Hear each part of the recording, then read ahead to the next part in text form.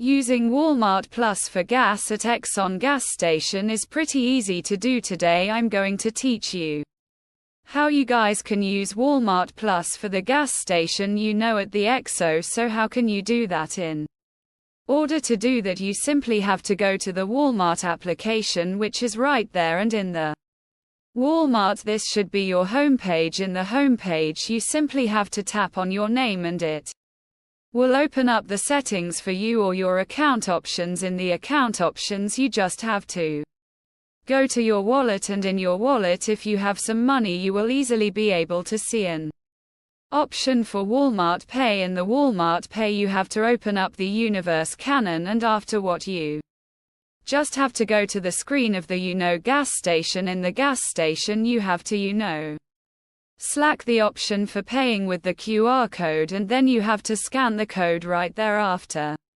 Scan the code, your payment will be done. So that's pretty much it. That's how you'll be able to do it. Hope you guys find this so they have full